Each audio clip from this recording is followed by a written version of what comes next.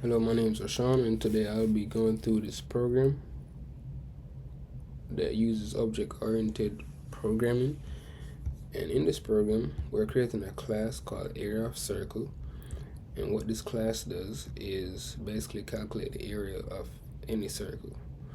So let's first go through the class and all its variables and methods. So the first variable, only variable, is a private variable. It's of a double data type, and it's called a radius, and this variable is used to store the radius of the circle.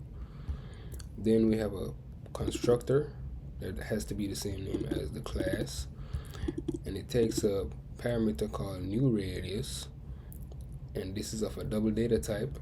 And all this constructor does is assign the value in the parameter new radius to the private variable radius. And this method, or this constructor, will run as soon as an object is created of this class area of circle. Then we move on to the get radius method, and all this function does, our method does, is returns the value inside radius. And then we have a set radius. We have a set radius method that sets the radius, but it uses an ternary operator that checks if the value in the parameter is greater than or equal to 0. If that is true, then we're going to assign that radius. Else, if it is less than 0, we're going to assign 0, because the radius cannot be less than 0, or we do not want the radius to be less than 0. Then we have a get area method that calculates the area of the circle, and to do that, we multiply the radius by itself, then by pi. Now we have our main method right here, and I have some stop points because I want to go through each line one at a time to talk about what the program does, or how it runs.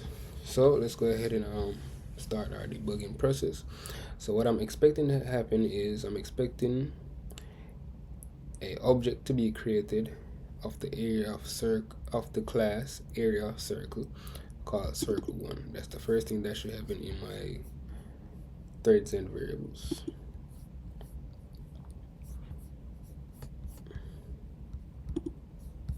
There we have it, circle1, and I'm gonna click it twice to create circle2 and circle3. And keep in mind that we're passing 1 as a argument, and we know that our constructor new radius will assign the value of the parameter, which is the argument 1 in this case, and we'll assign it to the radius. So if I were to go inside this object, the radius should be 1. There we have it. Then move forward. The radius for circle 2 will be 10, and for circle 3 it will be 100, and it will all show down here. So for circle 2, 10, and for circle 3, 100. Now we're having our printout statements, our output statements, and what these basically do, they just call the get area function to calculate the area, and it just prints out the area for each circle with these 3 different radiuses, so radii. So for the circle 1, for the first circle, I'm expecting another radius, but an area of 3.14. I'm going to go ahead and move forward to check that. There we have it. And then for circle 2, I'm expecting 3.14.16.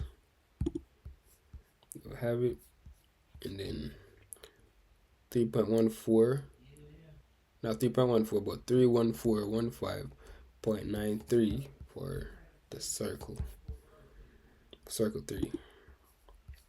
And that's where the program ends.